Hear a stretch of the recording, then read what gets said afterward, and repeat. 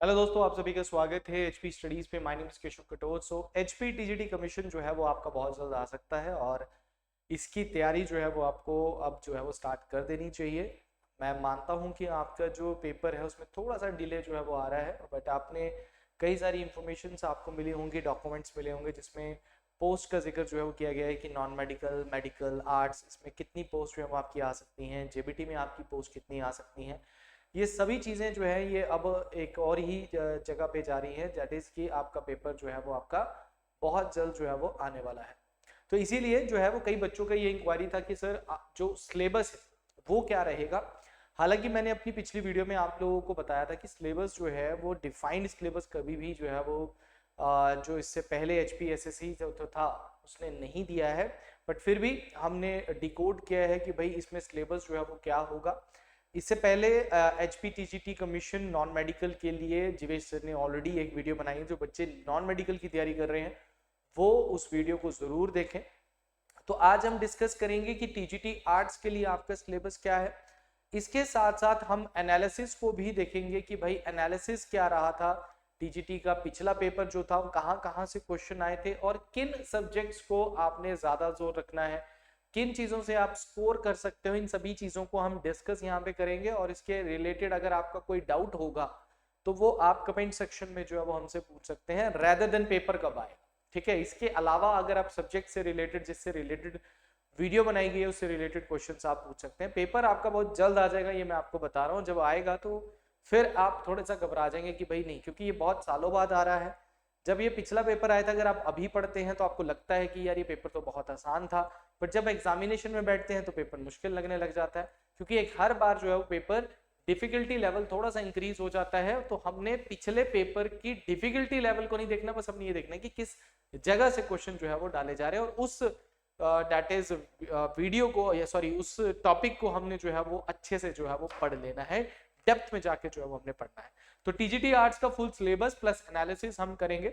सबसे पहले मैं आपको बता देता हूं कि अगर आप बोर्ड पे देख रहे हैं कि आपके सामने 2019-20 में जो आपका पेपर हुआ था उसमें कहां से कितने क्वेश्चंस जो है वो आए हुए थे। सब्जेक्ट्स आपको पता है, अभी मैं आगे जब सिलेबस बताऊंगा तो यही सिलेबस में है आपका। अगर आप कहीं पे भी जाएंगे तो बोलेगा हिस्ट्री आएगा, ज्योग्राफी आएगा, इंडियन पॉलिटी आएगा, इकोनॉमिक्स आएगा, HPGK, CDP, reasoning, current affair, English, Hindi, science. ये कहां से पता लगा? ये पिछले पेपर से पता लगा। अब जो नया पैटर्न आएगा, नया सिलेबस आएगा, वो उसमें बताएंगे हम। पर तो अभी के लिए अनुमान हम पिछले पेपर के हिसाब से लगा रहे हैं कि आपको क्या क्या चीजें करनी है। अब यहाँ पे एक क्वेश्चन बच्चों का ये भी है कि सर हमें ये बताओ कि ये जो आप कह रहे हो कि ये पेपर जो होगा तो क्या ये जैसे पीजीटी का पेपर 1 और पेपर 2 हुआ था वैसे ही होगा? बिल्कुल नहीं, अभी तक ऐसा कोई इंफॉर्मेशन नहीं है ना आपने तैयार। बट अगर आप इस पूरे सिलेबस को देखो तो पेपर 1 में ये आना है, पेपर 1 में ये आना है और पेपर 1 में ये आना है, और बाकी सारा आपका this is all your syllabus. ये तो आपका सिलेबस है, ये पेपर 2 हो जाएगा अगर होता है तो। अगर नहीं हुआ तो फिर भी मैं हमेशा समझाता हूं कि भाई आपका जो पूरा सिलेबस है उसी को डिवाइड करके उसने पेपर 1 पेपर 2 कर दिया था पहले, जो कि टीजीटी का था। अब क्या है कि भाई टीजीटी का तो मेरा पूरा ऐसा लग रहा है कि भाई पेपर वैसा ही आएगा, जो पैटर्न था वही रहेगा। अगर कोई चेंज होता भी है तो एग्जाम पैटर्न का सिलेबस से कोई लेना देना नहीं है, सिलेबस वही रहने वाला है आपका हमेशा के लिए। हिमाचल प्रदेश में आपको अगर टीचर लगना है तो ये सिलेबस आपने पढ़ना है। अब ध्यान से देखो कि हिस्ट्री की अगर बात करते हैं तो देखो हिस्ट्री का आप सेक्शन यहां पे देखो, हिस्ट्री के सेक्शन से आपको क्वेश्चंस यहां पे देखने को मिलते हैं। एंशिएंट हिस्ट्री से 11 क्वेश्चन आपको पूछे गए, मडाइवल हिस्ट्री से आपको 3 क्वेश्चन पूछे गए और मॉडर्न हिस्ट्री से आपको 14 क्वेश्चन पूछे गए। ये टोटल पेपर आपका 170 मार्क्स का था। 170 क्वेश्चन थे यहाँ पे, सॉरी कितने क्वेश्चन थे? 170 क्वेश्चन थे आपके। ज्योग्राफी से आपको 17 क्वेश्चन पूछे गए थे, सॉरी 13 क्वेश्चन पूछे गए थे। इंडियन पॉलिटी से आपके 17 क्वेश्चन पूछे गए थे।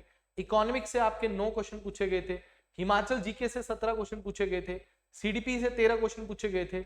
रीजनिंग के 8 थे, करंट अफेयर के 15 थे, इंग्लिश हिंदी तो आपके 20-20 रहेंगे, और लास्ट में आपका साइंस से पीछे हट गया 10 क्वेश्चन आपके साइंस के थे। तो ऐसा नहीं है कि साइंस नहीं पढ़नी है, साइंस भी आपकी आ सकती है पेपर। तो ध्यान में रखो, देखो यहाँ पे हिस्ट्री वाला सेक्शन देखो, देन आपका पॉलिटी वाला सेक्शन देखो, देन आपका हिमाचल जीके देखो, देन इंग्लिश हिंदी देखो, और आपका यहाँ पे रीजनिंग को देखो। अगर आप इन सब्जेक्ट्स को देखते हो तो यहाँ पे वेटेज देखो कितनी ज्यादा है। हालांकि मैं अभी यहाँ पे ज्योग्राफी को भी डालता हूँ। अगर आप देखो यहाँ पे हिंदी इंग्लिश करते हो तो 40 मार्क्स है, यहाँ पे ये 48 है, फिर आगे 17 है, फिर 17 है, फिर 13 है, और फिर पूरी देखो ये मैंने डिवाइड किया ताकि कुछ बच्चों का क्या होता है कि एंशिएंट में इंटरेस्ट इतना ज्यादा नहीं होता, कुछ बच्चों का जो है वो मेडाइवल में इंटरेस्ट नहीं, तो कुछ बच्चे सिर्फ मॉडर्न पढ़ते हैं तो उनको पता हो कि भाई मैं मॉडर्न पढ़ूंगा तो मेरा कितना नुकसान होगा अगर मैं एंशिएंट मेडाइवल नहीं पढ़ूंगा। तो आपने जब हिस्ट्री पढ़नी है तो तीनों की तीनों पढ़नी है अच्छे से, क्योंकि ठीक है बहुत डेप्थ में क्वेश्चन आ गया एंशिएंट का तो भाई किसी से नहीं हो रहा, बट अगर उसमें से 13 क्वेश्चन 11 क्वेश्चन में से अगर 6 क्वेश्चन आपके जो ऐसे थे जो सिंपल थे, अशोका के ऊपर क्वेश्चन आ गया, हड़प्पा संस्कृति के ऊपर क्वेश्चन आ गया, तो आप आराम से क्वेश्चन कर सकते हो कि नहीं कर सकते हो। तो ये आपने ध्यान रखना है। पेपर आपका जो है बहुत आसान पेपर जो है वो आपका आता है, बट आपको मेहनत भी उस हिसाब से करनी है कि भाई पेपर में जो क्वेश्चन आए तो मुझे आना चाहिए, मेरे को दूसरों से कंपटीशन करना है तो मुझे उनसे आगे भी निकलना है, तो मुझे उनसे ज्यादा तैयारी करनी पड़ेगी, ना कि सिर्फ आप एक नॉर्मल तैयारी करके जाएंगे तो आप पेपर क्लियर कर लेंगे। ये आपने जरूर ध्यान में रखना। तो ये एक एनालिसिस है कि भाई पिछली बार आपको कितने क्वेश्चन किस सेक्शन से आए थे, ये बहुत जरूरी होता है। ये आप पेपर उठाएंगे उसको सर्च करेंगे, मैंने आपके लिए सामने एक सेकेंडरी वर्क जो है वो कर दिया, प्राइमरी वर्क करने की जरूरत ही नहीं है। आप बस इसको पढ़ो कि भाई देखो भाई किस किस सेक्शन से आए, मुझे किन किन सेक्शन को पढ़ा। इंग्लिश हिंदी को भाई ये देखो 40 में से आप ये लगा ले चलो 35 मार्क्स तो आपके आने चाहिए, इसको छोड़ा मत करो। अभी आप इंग्लिश हिंदी को थोड़ा थोड़ा पढ़ोगे, विशेषण को पढ़ लोगे, दैट इज योर समास को पढ़ लोगे, दैट इज भाववाचक संज्ञा को कन्वर्ट करना होता है वो पढ़ लोगे, संधि विच्छेद पढ़ लोगे आप। तो ये सारे सब्जेक्ट ये आने हैं। मुहावरे अभी से पढ़ लो, उसके बाद मुहावरे लघुक्तियों के साथ साथ आपने प्रायवाची को पढ़ लो, विलोम शब्द को पढ़ लो, समानार्थी शब्द को पढ़ लो। ये सारी चीजें भाई इन दी एंड आपको बर्डन लगती है, बट अभी अगर कर लोगे तो क्या दिक्कत हो जाएगी, है ना। तो ये चीज आपने ध्यान में जो है वो आपने रखनी है। अब 1 बाय 1 में आपको थोड़ा सा सिलेबस के बारे में बताता हूँ कि अब इन सब्जेक्ट्स में भी आपको किन चीजों का ध्यान जो है वो रखना है। पहले मैं बता दूं कि सीडीपी जो है ये तो आपको पूरी की पूरी पढ़नी ही पड़ेगी। सीडीपी में कोई टॉपिक नहीं कि भाई इसको पढ़ो, सीडीपी पूरी की पूरी आपको पढ़ेगी, बट सीडीपी के ऊपर भी आपको एक पर्टिकुलर वीडियो जो है वो अमन सर की आ जाएगी, वो आपको बता देंगे सीडी में किन किन सेक्शन को आपने अच्छे से करना है। अब सबसे पहले यहाँ पे बात करते हैं that is the ancient history की बात करते हैं, मेडाइवल हिस्ट्री की बात करते हैं, मॉडर्न हिस्ट्री की बात करते हैं।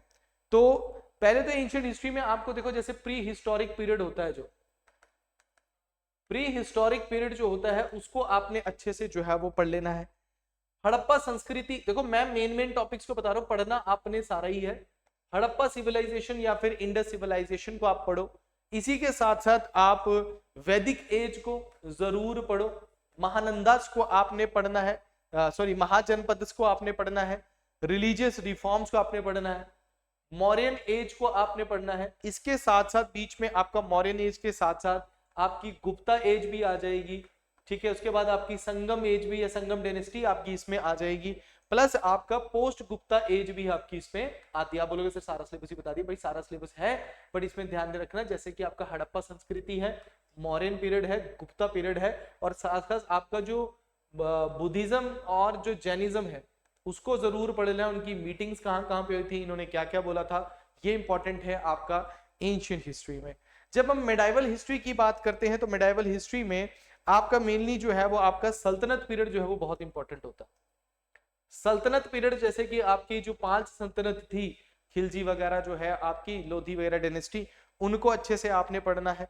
उसी के साथ साथ आपने नीचे साउथ में आपने विजयनगर एम्पायर को जो है वो अच्छे से पढ़ लेना, आपने कौन किसका फाउंडर कहाँ पे है और उसके साथ के किंगडम्स और इसके साथ इसके जो रिलेशंस थे वो।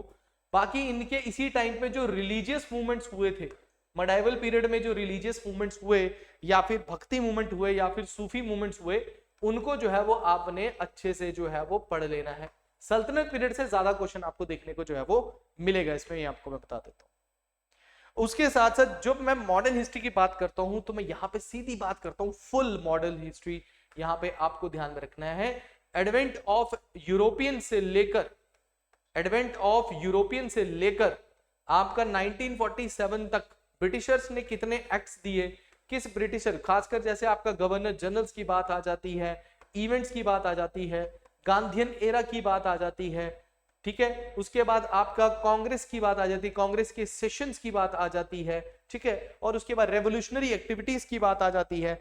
ब्रिटिशर्स के एक्ट जैसे 1833, 1858, 1853, 1861, 1892, 1909, 1919, 1935, 1947, ये जितने भी ब्रिटिशर्स के एक्ट्स आए और जो इवेंट जैसे चौरी चौरा इंसिडेंट हो गया, राउंड टेबल कॉन्फ्रेंस हो गया, इनसे क्वेश्चन आपको पूछा जाता है।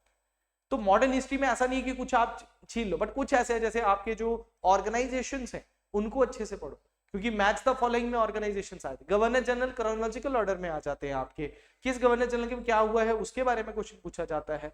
कोई आपका जैसे टेलीग्राफ कब बना, पहली रेल कहाँ बनी, यूनिवर्सिटी एक्ट कब आया, किसके अंडर आया, ऐसे क्वेश्चंस आपको पेपर में जो है वो पूछे जाते हैं। और स्टार्टिंग का जो आपका एडवेंट ऑफ यूरोपियंस है उसको अच्छे से आप लोगों ने पढ़ना होता है। तो मतलब मॉडर्न हिस्ट्री का तो ऐसा है कि भाई अच्छे से पढ़ो। जैसे आप सूरज स्प्लिट को पढ़ते हो तो भाई सूरज स्प्लिट में क्या हुआ था, कौन उस टाइम पे प्रेसिडेंट था, ऐसे क्वेश्चंस आपको पूछे जाएंगे।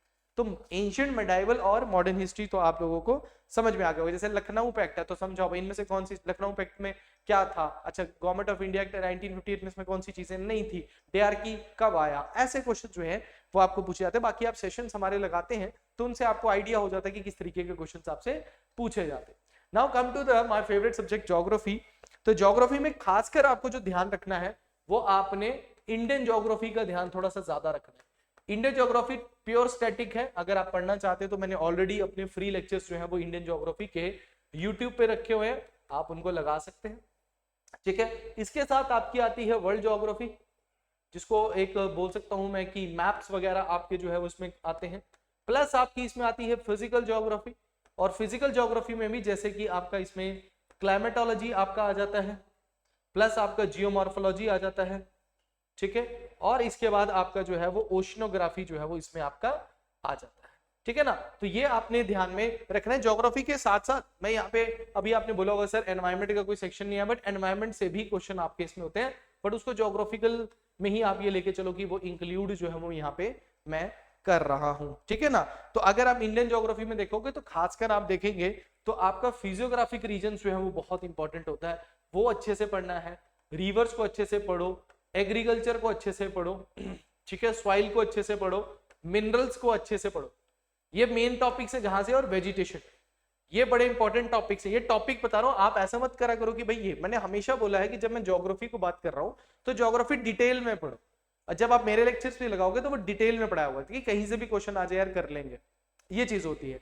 क्लाइमेटोलॉजी की बात करते हो तो आपको जैसे कि आपने हमारे एटमॉस्फेयर को पढ़ना है, साइक्लोन्स को पढ़ना है, रेनफॉल के पैटर्न को पढ़ लेना है, ये मेन होते हैं। और विंड्स को जरूर पढ़ना है, जैसे लोकल विंड्स कौन कौन सी है, मानसून को अच्छे से पढ़ लेना है। उसके बाद अगर हम जियोमॉर्फोलॉजी की बात करते हैं तो उसमें endogenetic and exogenetic forces, mountain building को आपने पढ़ लेना है, प्लस आपने रॉक्स के टाइप, अर्थक्वेक, वोल्केनोस, इनको अच्छे से पढ़ लेना है। अगर मैं ओशनोग्राफी की बात करता हूं तो सैलिनिटी और ओशन करंट्स और टाइड्स जो है वो एक इंपॉर्टेंट टॉपिक आपका जो है वो बन जाता है। तो जो मैं बोल भी रहा हूं वो भी ध्यान से सुनना है आपने, ये हमेशा पेपर में जो है वो क्वेश्चंस आपके आते हैं, ये आपने ध्यान में रखना है। इसके बाद बात करते हैं हमारे दैट इज इंडियन पॉलिटी की। तो इंडियन पॉलिटी में आप कौन सी बुक को ज्यादा प्रेफर करते हो? लक्ष्मीकांत को प्रेफर करते हो? बिल्कुल बढ़िया, कर लो इसको आराम से। लक्ष्मीकांत को लक्ष्मीकांत को आप स्टार्टिंग से लेकर एंड तक भी पढ़ लेंगे, आराम से आपका पेपर क्लियर हो जाएगा, कहीं इससे बाहर जाने की जरूरत नहीं है। बट हाँ, जैसे कि आप बोलोगे सर कौन से इंपॉर्टेंट टॉपिक्स है, तो भाई कॉन्स्टिट्यूशन असेंबली का मेकिंग, ठीक है, हिस्टोरिकल बैकग्राउंड, फंडामेंटल राइट्स, कौन से है ना, कॉन्स्टिट्यूशन असेंबली का मेकिंग, कॉन्स्टिट्यूशन असेंबली की मेकिंग आपको पता होनी चाहिए, कौन कौन मेंबर्स थे, ड्राफ्टिंग कमेटी कौन सी थी, किस कमेटी में कौन था। उसके साथ साथ आपका दैट इज शेड्यूल्स इंपॉर्टेंट है, ठीक है, सोर्सेज इंपॉर्टेंट है, fundamental rights, fundamental duties, DPSP important है, एमरजेंसी प्रोविजंस इंपॉर्टेंट है, पार्लियामेंट इंपॉर्टेंट है, जुडिशरी इंपॉर्टेंट है, कॉन्स्टिट्यूशनल बॉडीज हमारी इंपॉर्टेंट है, पंचायती राज हमारा एक्ट, पंचायती राज एक्ट हमारा जो है वो इंपॉर्टेंट है, और हमारे स्पेशल प्रोविजन जो हमारी स्टेट्स को दिया गया वो इंपॉर्टेंट है। तो ये सारी चीजें इंपॉर्टेंट है, बट पढ़ना हमें सभी है। ये वीडियो बनाने का मेन मकसद यही था कि आपको बताना कि भैया आपको एक्चुअल में करना क्या है। अब आप मान के चलो मैंने यहाँ प्रेसिडेंट नहीं लिखा तो इसका मतलब ये नहीं कि प्रेसिडेंट इंपॉर्टेंट नहीं है, प्रेसिडेंट की पावर के ऊपर हमेशा क्वेश्चन आता है, उसकी ऑर्डिनेंस पावर, ज्वाइंट सेशन की पावर, उसकी ये सभी चीजें कि वो हर साल का पहला सेशन जो है वो एड्रेस करता है। तो ये आपको हर एक चीज, स्पीकर को पकड़ना है तो स्पीकर को पकड़ो, बजट को पकड़ना है तो बजट को अच्छे से पढ़ लो, क्वेश्चन सिंपल आएगा, बट आपने वो टच किया होना चाहिए। अगर आपने टच भी नहीं किया उसको तो फिर आप आंसर नहीं भर पाओगे उसका, ठीक है, ये आपने ध्यान में रखना। इसके बाद बात करते हैं हम दैट इज द इकोनॉमिक्स की। तो इकोनॉमिक्स में खासकर आपकी इकोनॉमिक टर्म्स ये बहुत इंपॉर्टेंट है, जो कि करंट अफेयर के साथ बहुत ज्यादा टच करेगी। करंट अफेयर के साथ आपने ध्यान में रखना है। प्लस बेसिक एनएनपी क्या होता है, एनडीपी क्या होता है, जीडीपी क्या होता है, पर्सनल इनकम क्या होती है, नेशनल इनकम क्या होती है, ठीक है, और जो हमारे एफडीआई क्या होता है, हमारे फॉरेन रिजर्व्स हमारे क्या होते हैं, सॉरी फॉरेक्स रिजर्व हमारे क्या होते हैं, ये सब आपको बेसिक जो है वो पता होना चाहिए। उसके बाद हम नेशनल इनकम को कैसे मेजर करते हैं, ठीक है, और दैट इज मनी और बैंकिंग और दूसरे पहले जो है 5 ईयर प्लान, 5 ईयर प्लान्स को अच्छे से पढ़ो, नीति आयोग को अच्छे से पढ़ो, या आप उसमें भी पढ़ोगे, पॉलिटी में भी आप पढ़ोगे नीति आयोग को। इसके साथ साथ बैंकिंग टर्म्स को आपने अच्छे से पढ़ना है, बैंकिंग को अच्छे से पढ़ो, इंश्योरेंस को अच्छे से पढ़ो, इंडस्ट्रियल सेक्टर को अच्छे से पढ़ो, गवर्नमेंट पॉलिसीज को अच्छे से पढ़ो, जो कि गवर्नमेंट की पॉलिसीज एम्पावरमेंट के लिए या अनएम्प्लॉयमेंट के लिए, जैसे अनएम्प्लॉयमेंट हो गया हमारा, ठीक है, उसको कैसे मेजर करते हैं, पॉवर्टी के लिए कौन कौन सी हमारी कमेटीज बनी है, इनको हमने करना है। बैंकिंग करोगे तो बैंकिंग रिफॉर्म्स भी उसके बीच में जो है वो आपके आते हैं। प्लस आपका इन्फ्लेशन क्या होता है, स्टैगफ्लेशन क्या होता है, इससे रिलेटेड क्वेश्चंस आपको जो है पूछेंगे। फाइनेंशियल डिफिसिट या फाइनेंस डिफिसिट, फाइनेंशियल या physical deficit, sorry that is your physical deficit क्या होता है, रेवेन्यू डिफिसिट क्या होता है, तो इससे रिलेटेड क्वेश्चन आपको जो है वो पूछ सकता है। बाकी आप इंटरनेशनल ऑर्गेनाइजेशन है, इसी के साथ यूएन है और वर्ल्ड बैंक है, जैसे आईएमएफ है, वर्ल्ड बैंक है, एडीबी है, ठीक है, न्यू डेवलपमेंट बैंक है, ठीक है, उसके साथ साथ एशियन इंफ्रास्ट्रक्चर इन्वेस्टमेंट बैंक है, सार्क है, ये सभी ऑर्गेनाइजेशन जहां पे कहीं ना कहीं हमारा इकोनॉमी जुड़ा हुआ है तो वो हमारे को पढ़ना है। फिजिकल पॉलिसी, मॉनेटरी पॉलिसी, इनको जरूर पढ़ना है, आरबीआई को अच्छे से पढ़ना है। तो ये है तो सारा सिलेबस ही इकोनॉमिक्स का, बट वो 10 क्वेश्चन जो 8 क्वेश्चन आ रहे भाई वो हमारे हक में आने चाहिए, उतना तो हमें पढ़ना ही, ठीक है, ये आपने ध्यान में रखना है। चलिए आगे बढ़ते हैं। आई होप आपको समझ में आ रहा होगा मैं क्या चीजें समझाने की कोशिश कर रहा हूं। जब आप साइंस की बात करते हो ना, तो साइंस आपके कितने क्वेश्चन आए थे, 10 क्वेश्चन आए थे। अगर आप 9th और 10th की एनसीईआरटी भी पढ़ लेते हो ना, तो आप आराम से क्वेश्चन कर लोगे, क्योंकि यहाँ पे आती है जनरल साइंस। ये आपकी नॉन मेडिकल और मेडिकल वाली साइंस नहीं है, यहाँ पे जनरल साइंस आपसे पूछी जाएगी, और जनरल साइंस बहुत आसान होती है। अगर आप फिजिक्स पढ़ रहे हो तो फिजिक्स में खासकर आप ध्यान में रखो कि आपका जो दैट इज बेसिक है यूनिट्स, उनको जरूर अच्छे से पढ़ो, ठीक है, यूनिट्स को अच्छे पढ़ो। आई के बारे में, मायोपिया क्या होता है, हाइपरमेट्रिक मायोपिया क्या होता है, ठीक है, उनमें कौन से लेंस जो है वो यूज किए जाते हैं, ठीक है, वो आपका मेन इसमें जो है वो ऐड होता है। केमिस्ट्री की जब हम बात करते हैं तो केमिस्ट्री में आपका खासकर जैसे एसिड बेस सॉल्ट आपसे पूछा जाता है, ऑर्गेनिक केमिस्ट्री भी आपसे थोड़ी बहुत पूछी जाएगी, दैट इज रिएक्शंस आपके बारे में पूछे जाएंगे, किस सॉल्ट को क्या बोला जाता है, उसका केमिकल नेम आपसे पूछा जा सकता है। तो बेसिक जो आप पढ़ते हैं वही आपका आएगा, और बायोलॉजी को थोड़ा अच्छे से पढ़े, क्योंकि बायोलॉजी के क्वेश्चन जो है वो डायरेक्ट आते हैं, जैसे सेल हो गया, ब्लड हो गया, डाइजेस्टिव सिस्टम हो गया, ठीक है, आपका नर्वस सिस्टम हो गया, ये सभी आपका दैट इज द विटामिन आपका हो गया, बैलेंस डाइट आपकी इसमें हो गया, तो ये सारे क्वेश्चन आपके आएंगे। तो देखो सिलेबस कितना है, आपको लग रहा है ना सिलेबस ये तो ये भी पढ़ना पड़ेगा, ये भी पढ़ना पड़ेगा। That's why I am told you that कि ऐसा डिफाइंड सिलेबस कहीं पे भी नहीं दिया हुआ, कहीं पे भी किसी ने भी जो है वो लिखा हुआ है तो उसने सारे टॉपिक्स ही लिख दिए हुए। तो आपने हर सब्जेक्ट को उठाना है, जो सब्जेक्ट आपको लगता है कि यार ये तो मैं एंड में भी पढ़ूंगा तो मैं कवर अप कर लूंगा 2-3 दिन में, उसको मत उठाओ अभी सिर्फ उसको उठाओ जो आपको लग रहा है यार मुझे तो 10-15 दिन लगेंगे, मुझे तो समझना पड़ेगा इसको, वो अभी उठाओ। जैसे साइंस आपको लगती है कि यार 10 क्वेश्चन है, चलो ठीक है यार इसका मैं अगर केमिस्ट्री और बायो तो बायो को उठा लेता हूँ, सैटरडे संडे बायो पढ़ूंगा तो मेन बायो तो पढ़ लूँ। अगर आपको नहीं है, आप तरुण गोयल की बुक है उसको उठा लो, लूसेंट की साइंस की बुक आती है उसको उठा लो, और 9th-10th की या तो आप ये एनसीईआरटी उठा लो, फटाफट आपका कवर अप हो जाएगा, और वहीं से क्वेश्चन आपका बन जाता है, वहीं से क्वेश्चन आपका जो है वो बनेगा। और this is the thing, Himachal ji के अराउंड 20 क्वेश्चन आप लेके चलो कि यहाँ तक 20 तो आएंगे 17 आए थे ना, तो 20 क्वेश्चन आपको पूछे जा सकते हैं। हिमाचल प्रदेश की ज्योग्राफी, हिमाचल प्रदेश की हिस्ट्री, हिमाचल प्रदेश की economics, economic survey and art and culture, ये सबसे इंपॉर्टेंट है। इसमें जो आता है वो सब इंक्लूड कर लो, जो आता है सब इंक्लूड कर लो, ये सब कुछ पेपर में आएगा। हिमाचल जीके का अगर आप पेपर 1 का सिलेबस देखोगे ना जो एचपीपीएससी ने निकाला है, HPPSC ने पेपर 1 का जो सिलेबस निकाला ना उसको पकड़ ले और वही सारा पेपर आपने यहाँ पढ़ना, वही सारा सिलेबस आपने यहाँ पे जो है वो पढ़ना है। ये आप ध्यान में रखना हिमाचल जीके में। हिमाचल जीके आप पढ़ते आए हैं, हिमाचल जीके आप हर पेपर, आप ऐसा नहीं टीजीटी भरा, आपने एनटी भी भरा होगा, आपने एलआईडी भी भरा होगा, आपने हाईकोर्ट क्लर्क भी पढ़ा होगा, आपने सब जगह पे एचपी के लिए हिमाचल जीके को पढ़ रहे हो। हिमाचल जीके सबको आनी है, नॉन मेडिकल मेडिकल सबको आनी है। तो हिमाचल जीके को छोड़ो मत, ये लड्डू क्वेश्चन है। अगर कहीं आपका सब्जेक्ट जो है वो डिफिकल्ट आता है तो आप यहाँ पे भी अगर डिफिकल्ट लगता है तो फिर आपको कुछ नहीं कर सकते आप, फिर वहां पे पेपर में आप नंब है। तो आप एक सेक्शन ऐसा रखो, जैसे आप नॉन मेडिकल का भी पेपर अगर मैंने देखा 2019 का, तो उसमें मैथमेटिक्स थोड़ा सा लगा कि हाँ यार करने वाला है, टाइम कंज्यूमिंग है। अरे भाई इंग्लिश है, हिंदी है, फिर then that is your HPGK है, करंट अफेयर है, भाई उनको करो। 6 महीने 7-8 महीने के करंट अफेयर पहले पढ़ लो और उसी से आपको जो है वो गाइडेंस मिल जाएगी, भाई नहीं मेरे ये क्वेश्चन नहीं छूटने चाहिए। तो मैं आपका एडवांटेज होता है उस बच्चे के लिए जो सिर्फ अपने ही सब्जेक्ट में एक किताबी कीड़ा बना हुआ कि मुझे तो फिजिक्स केमिस्ट्री PCM आना चाहिए अच्छे से, बाकी में वो बिल्कुल ही नंब है कि भाई मुझे नहीं पता क्या करना। तो वहां से आप एडवांटेज जो है वो ले, तो अगर वो वहां स्कोर कर रहा है और यहाँ नहीं कर रहा, तो आप अपने सब्जेक्ट में तो 70% दे ही रहे हो, दूसरे में 100% दे रहे हो, तो बेस्ट हो जाएगा आपके लिए। तो ये चीज का ध्यान आपने जरूर जो है वो रखना। बाकी CDP English all over Hindi, अगर मैं आप बोलोगे कि सर CDP का सिलेबस है, तो मैं बोलूंगा यह फुल CDP जो आपने बीएड में भी पढ़ी है, आगे भी जो आप पढ़ते आए हो बुक्स में वो सारी आएगी।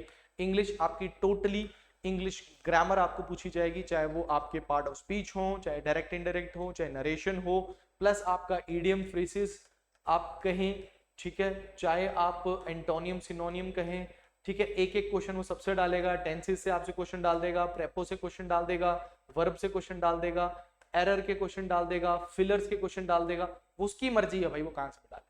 तो उसने कुछ नहीं बोला, उसने बोला इंग्लिश ग्रामर आएगी कि बेसिक इंग्लिश आपको आनी चाहिए, बस वही बेसिक इंग्लिश वो यहाँ पे पूछेगा, सेम वो हिंदी में पूछेगा आपसे। भाववाचक संज्ञा फिल करो, संधि विच्छेद करो, उपसर्ग प्रत्यय बताओ, इसका समास बताओ, इसमें कौन सा आएगा, विशेषण बताओ कौन सा आएगा इसमें, ये सब चीजें आपकी इसमें जो है वो पूछी जाएंगी। ये आपने ध्यान में रखना है, ठीक है। तो समझ में आया होगा आपको। बाकी रीजनिंग जो है, रीजनिंग में आपने ध्यान में रखना कि सारे टॉपिक्स करने। रीजनिंग बहुत आसान होगी। रीजनिंग के अगर आपके 10 क्वेश्चन भी आते हैं तो 10 में से 10 ले सकते हो आप, ध्यान में रखना। ये नंबर छूटने नहीं चाहिए। अगर आप ये नंबर छोड़ के आ जाओगे तो फिर क्या करोगे बताओ। रीजनिंग का क्वेश्चन बड़े आराम से होगा। रीजनिंग के क्वेश्चन को मैं तो कह रहा हूं पहले ही अटेम्प्ट कर लिया करो। 10 में से 10 कॉन्फिडेंस आता है कि भाई मेरे 10 क्वेश्चन तो ठीक है, 170 में से मेरे 10 क्वेश्चन ठीक है, मुझे 160 की बात करनी है, ठीक है ना। तो रीजनिंग के सभी topics, full topics, English, Hindi, CDP, reasoning, Hindi, इनके पूरे टॉपिक्स को अच्छे से कर लो, क्योंकि ये आपको हेल्प करेंगे स्कोर लाने में। ये स्कोर दे जाते हैं आपको, और अगर आप इनमें स्कोर नहीं करेंगे तो कहीं ना कहीं दिक्कत आने स्टार्ट हो जाएगी आपको पेपर में। आपका कॉन्फिडेंस लेवल भी नीचे जाता है कि भाई मेरे से तो आसान क्वेश्चन भी नहीं हो रहे, बाकी ने तो किए होंगे। तो ये चीजों को नहीं छोड़ना है आपने, ये आप ध्यान में रखिए। करंट अफेयर्स सबसे बड़ा क्वेश्चन सभी का, कितने महीने के पढ़े, तो कम से कम 8 मंथ के तो पढ़ो भाई। 8 to 10 मंथ के आपने पढ़ने हैं। 8 and 10 मंथ के आपने जो है क्या पढ़ने हैं, करंट अफेयर पढ़ने हैं। कहां से पढ़ने हैं सर, ये भी बड़ा क्वेश्चन आता है। देखो पहली चीज आपकी एक दैट इज मैगजीन, कोई भी एक पकड़ लो। मार्केट में बहुत सारी मैगजीन है, मैं तो इसी को बोलता हूँ, पर ये आपके लिए बहुत बड़ी हो जाएगी, प्रतियोगिता दर्पण। पर इसमें से अगर आपको पढ़ना आता है अच्छे से, छांटना, मतलब पढ़ना तो आपको आता है, छांटना कि कौन सा इंपॉर्टेंट है मेरा, कौन सा नहीं है, तो ये सारी चीजें आपने ध्यान रखनी। प्रतियोगिता दर्पण या फिर कोई भी एक मैगजीन जो 50 to 60 या 80 रुपीज की आती है, जिसमें आपके सभी करंट अफेयर्स, मंथली मैगजीन जो होती है जिसमें सारे करंट अफेयर्स होते हैं, उसको पकड़ लो। प्लस आप मंथ वाइज करो। जैसे अभी आप जो बैठे हैं, आप मार्च में बैठे हैं, तो मार्च पहले करो, फिर पीछे से उठा लो सितंबर, ठीक है, फिर आप अप्रैल में आएंगे तो अप्रैल के साथ साथ आप पीछे से अक्टूबर और नवंबर को उठाओ, फिर आपका मई आएगा तो मई के साथ आप दिसंबर और जनवरी को उठाओ। ये होता है कि आपके ये आगे आने वाले मंथ और पिछले वाले मंथ इकट्ठे आपके होने चाहिए, क्योंकि ये आगे वाले मंथ जो भी आज से शुरू होने वाले हैं, जब भी आपकी पूछेगी, जब भी आपका पेपर 3-4 मंथ बाद आएगा, ये आने वाले 4 मंथ या 5 मंथ में जो आपका पेपर आने वाला है, वो डेफिनेटली यही करंट अफेयर आपसे पूछेगा। 2025 के ज्यादा से ज्यादा क्वेश्चन जो है वो आपसे पूछेगा। तो जनवरी से लेकर जब तिल आपका एग्जाम तक तो इंपॉर्टेंट है, उसके पीछे के 3 से 4 मंथ तो आपने करने ही करने, ये आपने ध्यान में जो है वो रखना है। तो करंट अफेयर का ध्यान में रखना। करंट अफेयर आखिरी में करोगे ना तो ये सबसे बड़ा बर्डन बन जाता है। जब मैं तैयारी करता था ना तो मुझे को भी ऐसा लगता था कि यार भाई करंट अफेयर कैसे करेंगे, 8-8 महीने की करंट अफेयर इतनी इतनी गट्ठी बन जाती थी और उसको रिवाइज भी करना फिर, और दिमाग से भी स्किप हो रहा है, तो फिर डर लगता था कि यार याद नहीं हो रहा, फिर करंट अफेयर की तरफ आप ज्यादा भागते हो अपने सब्जेक्ट को छोड़ के, भाई ये कर लो यार, ये तो सीधे सीधे क्वेश्चन है, तो इनको जल्दी करो, क्वेश्चन करो, आगे बढ़ो, जल्दी करो, क्वेश्चन करो, आगे बढ़ो, ठीक है ना, कंप्लीट करो उसको, पहले कंप्लीट हो जाता है ना तो साइकोलॉजिकली एक बेनिफिट मिलता है। करंट अफेयर मैंने एक बार तो पढ़े हैं, ऑप्शन देख के तो मेरा पेपर हो जाएगा, ये आता है और होता भी है ऐसा, ध्यान में रखना, ऑप्शन देख के आपको याद आ जाता है, ठीक है। तो ये थे हमारा सिलेबस, ओवरऑल व्यू दिया है, क्योंकि सब्जेक्ट्स मेन है कि ये पढ़ने हैं और इनमें क्या क्या चीजों का ध्यान जो है वो आपने रखना है, तो वो ओवरव्यू एनालिसिस प्लस मैंने आपको बताने की कोशिश की है कि आपका किस तरीके से आपको अप्रोच भी करना है, धीरे धीरे आपको आगे बढ़ना है, छलांग मारने की कोशिश मत करना, जो सब्जेक्ट्स आपके पहले आपको लगता है कि आप वीक है उनको खत्म करो, और क्योंकि ये जो इंग्लिश हिंदी है 40 मार्क्स हैं, इनको नहीं जाने देना है, अगर आप इनको भी जाने दोगे, रीजनिंग का 10 क्वेश्चन है 50 नंबर आगे, फिर उसके साथ आपका दैट इज करंट अफेयर के 15 क्वेश्चन हैं, तो 50 प्लस 65 क्वेश्चन आपके फ्री के होते हैं, क्योंकि अगर आपने इनको अभी कंप्लीट कर लिया आगे जाके दिक्कत नहीं आती है, ठीक है ना। तो बाकी हमारा लाइव बैच भी जो है वो शुरू हो रहा है, HPTGT कमीशन का लाइव बैच हमारा 8 अप्रैल से जो है शुरू हो रहा है। मुझे कई बच्चों को क्वेश्चन आ रहा है कि सर नॉन मेडिकल और मेडिकल में क्या आप PCM ही कराओगे या फिर बायो और केमिस्ट्री कराओगे, ऐसा नहीं है भाई, हम आपको पूरा करवाएंगे, आपकी इंग्लिश भी होगी, हिंदी भी होगी, ठीक है, इसके साथ साथ करंट अफेयर भी होगा, रीजनिंग भी होगी, ठीक है, इसके साथ साथ आपका दैट इज CDP भी जो है वो आपका इसमें करवा देगा, सारा सिलेबस होगा, उसके साथ साथ आपका PCM भी होगा, उसी के साथ TGT आर्ट्स में भी सेम चीज है, जितने भी सब्जेक्ट्स लेके गए हैं हर एक सब्जेक्ट की क्लास होगी, डेली आपकी 2 क्लासेस होंगी, अभी हम 2 ले रहे हैं क्योंकि हम बिल्डअप करते हैं बच्चे को ताकि उसका मन लगे पढ़ाई में, थोड़ा सा होता है ना, मन लगना जरूरी है, जोश आना जरूरी है, फिर उसके बाद 3 सब्जेक्ट फिर वो ग्रैब कर लेता, सीधे सीधे 4-4 सब्जेक्ट्स दे दूंगा, नहीं कंप्लाई कर पाओगे, नहीं समझ पाओगे कि भाई कौन सा पढ़े, क्योंकि नोट्स आएंगे, वीकली टेस्ट होगा, ठीक है, टेस्ट सीरीज भी आएगी, नोट्स भी आएंगे, तो फिर क्या क्या करोगे, तो पजल नहीं होना है, जैसा पढ़ाया जाएगा 1 बाय 1 सभी सब्जेक्ट्स को कंप्लीट करेंगे, उसके बाद टेस्ट होगा, वीकली टेस्ट है इसमें, टेस्ट सीरीज इसमें इन्वॉल्व है, PDF नोट्स इसमें इन्वॉल्व है, बाइलिंगुअल होगा, बट नोट्स आपको हिंदी और इंग्लिश दोनों अलग अलग जो है वो देखने को मिलेंगे। सो आज के लिए इतना ही है, thank you very much, all the best.